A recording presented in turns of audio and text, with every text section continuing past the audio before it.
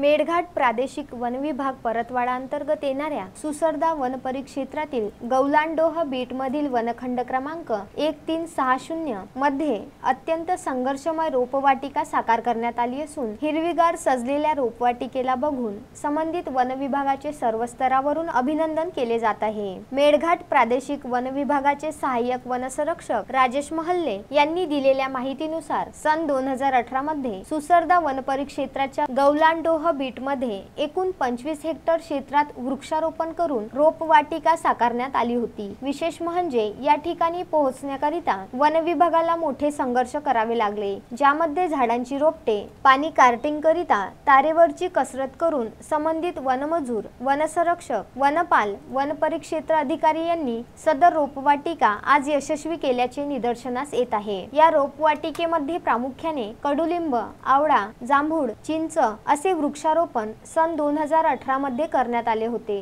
13 कोटी वृक्ष लागवड अंतर्गत या रोपवाटिकेमध्ये एकूण 27,500 वृक्ष लावण्यात आले आहेत, ज्यामधून जवळपास 80% वृक्ष आज रोजी जिवंत असून चांगली वाढ झाली आहे। संपूर्ण महाराष्ट्रात या रोपवाटिकेचे नावलौकिक असून आगामी काही वर्षात यासाठी उन्हाळ्यात कडुलिंबाच्या झाडाची सावली, आवळा, जांभूळ आणि चिंच अशी झाडे परिपूर्ण होऊन एक वेगळाच निसर्गाचा सुखद आनंद मिळणार आहे। मेळघाट वन विभागाद्वारे यावर्षी सुद्धा 1 जुलै ते 7 जुलै दरम्यान वन महोत्सव सप्ताहाचे औचित्य साधून युद्ध स्तरावर वृक्ष लागवडीचे काम केले जात आहे। मेळघाटात होणारी वृक्ष लागवड भविष्यात पर्यावरणाच्या दृष्टिकोनातून अत्यंत महत्त्वपूर्ण ठरणार आहे। तस्मीन शेख, जुगल किशोर जयस्वाल सह सुलेमान मेमन, विदर्भ न्यूज, धारणी।